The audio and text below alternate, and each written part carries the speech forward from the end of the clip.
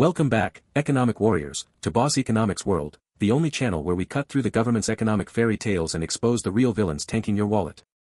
I'm your host, the no-nonsense, number-crunching vigilante, here to shine a light on the dumpster fire of economic mismanagement.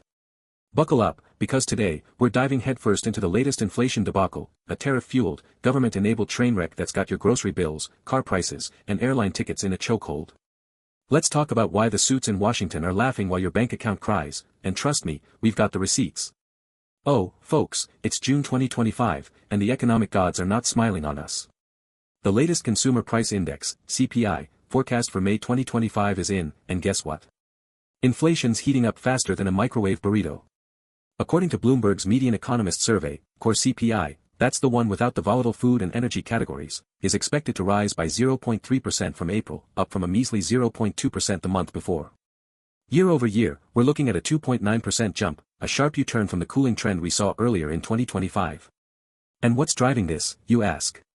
Well, hold on to your wallets, because the culprits are none other than tariffs, corporate greed, and, drumroll, please, your friendly neighborhood government's economic mismanagement.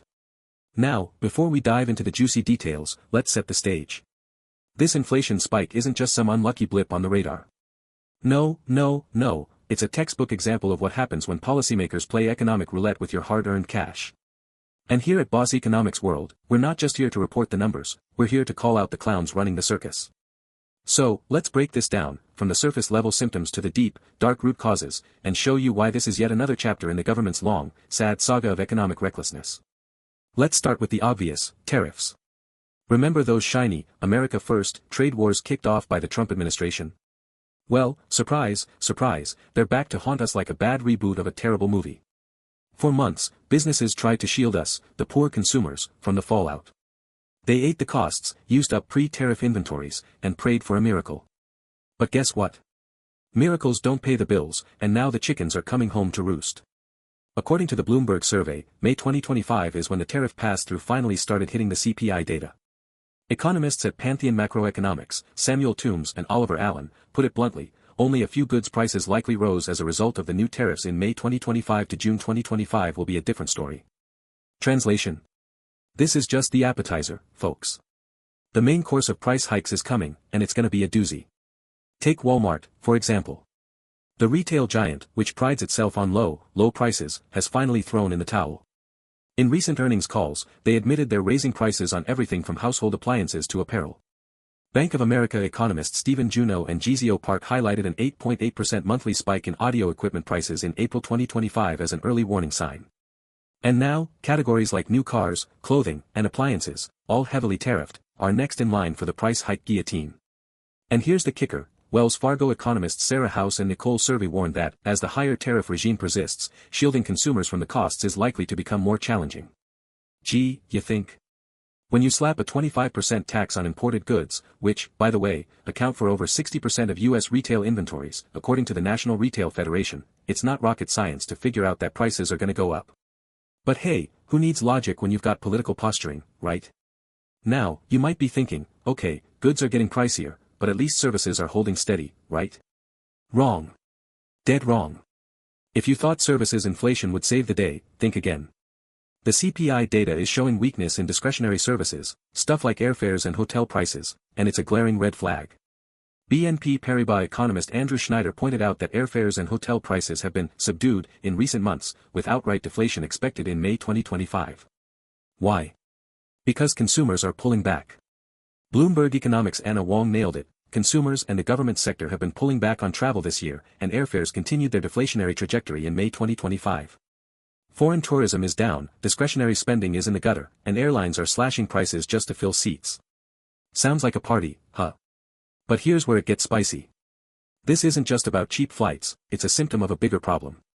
When consumers stop spending on non-essentials, it's a neon sign flashing, recession ahead. And guess who's got their foot on the recession gas pedal? You got it, the government.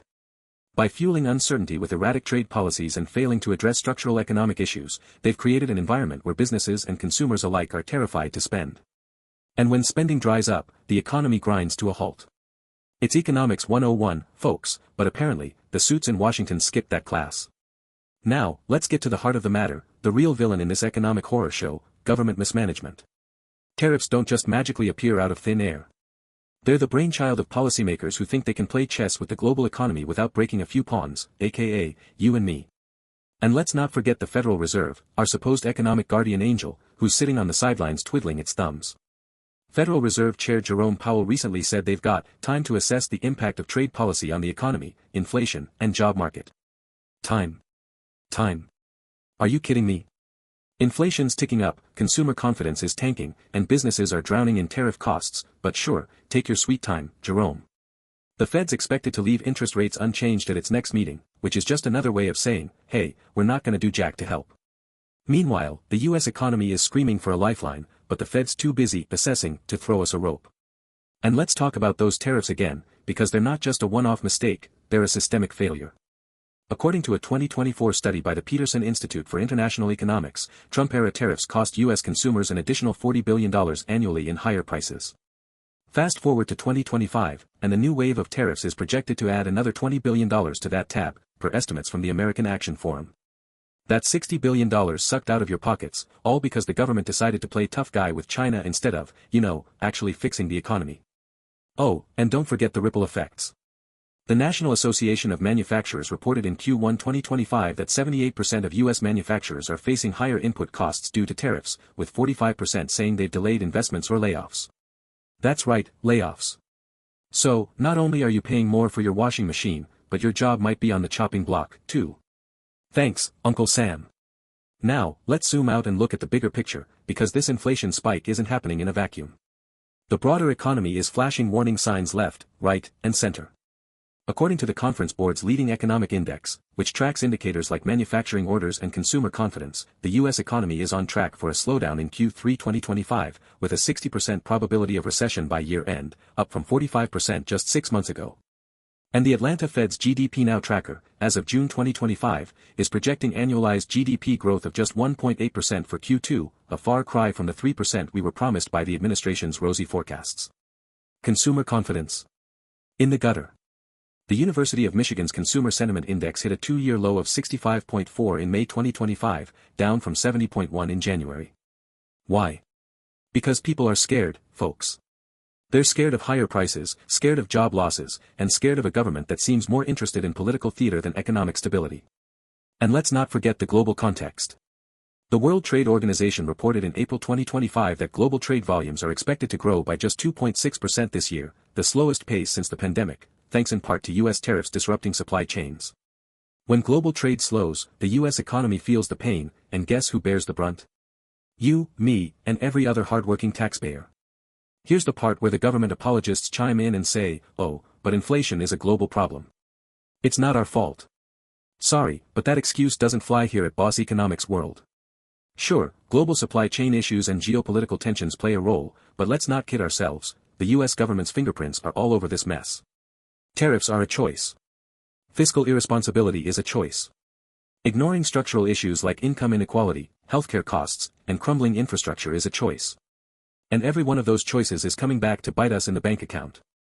Want proof? Look at Europe. The Eurozone's core inflation rate for May 2025 was 2.3%, according to Eurostat, significantly lower than the US's 2.9%. Why? Because the European Central Bank isn't afraid to tweak interest rates, and EU governments aren't slapping tariffs on everything that moves.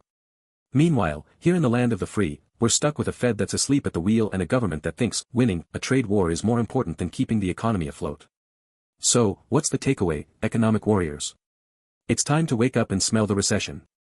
The government's economic mismanagement, from tariffs to tax cuts for the ultra-rich to a Fed that's more spectator than savior, is driving us straight into a ditch. And the worst part? They're laughing all the way to the bank while you're stuck choosing between groceries and rent. Here at Boss Economics World, we're not just here to complain, we're here to demand better. Write to your representatives, call out the nonsense, and vote for leaders who actually understand economics, not just politics. Because if we don't, the next CPI report might just be the one that breaks the camel's back. Until next time, stay sharp, stay skeptical, and remember, the only thing inflating faster than prices is the government's ego. This is Boss Economics World, signing off.